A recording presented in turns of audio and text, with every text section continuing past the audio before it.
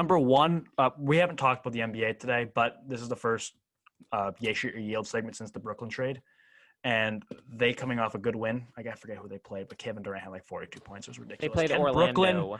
Can Brooklyn and Stephen A. Smith said he thinks Brooklyn can contend without Kyrie. So Andrew, I want to know what your thoughts about that. I'm gonna say no, especially come playoff time. I mean, games just start to stack up. You need a bench.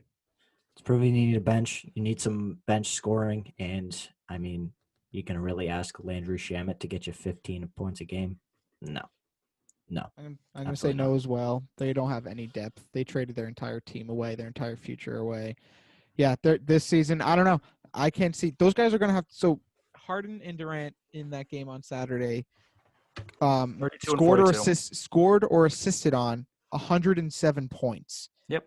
They combined them between the two of themselves for right around 75. Yep. And – I don't know if you can always get that extra 30 from that bench every night. I don't think you can.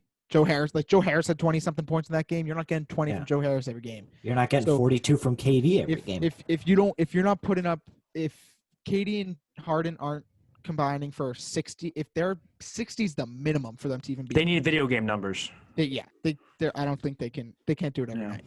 They can't. No. Two Yeats. I'm saying yes, but only because of the teams that are in the East. I think the Bucks stink. They're a regular season team. That's it.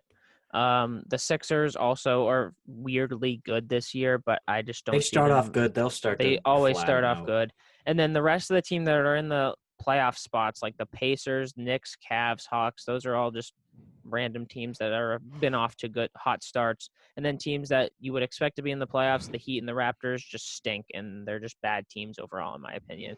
So, I mean, realistically, it's the Celtics and maybe the Bucks because they got Drew Holiday now, so they're a better team than last year. But other than that, I don't see them losing in the playoffs to any other team. So, I mean, in itself is contending to me, and then I think they can beat the Celtics and Bucks if they play a decent series in 7 games. So I think that they can contend and potentially go to the finals without Kyrie.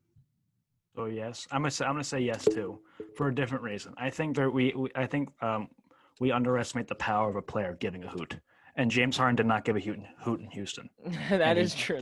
He gives a much bigger hoot now in Brooklyn, and he enjoys being there.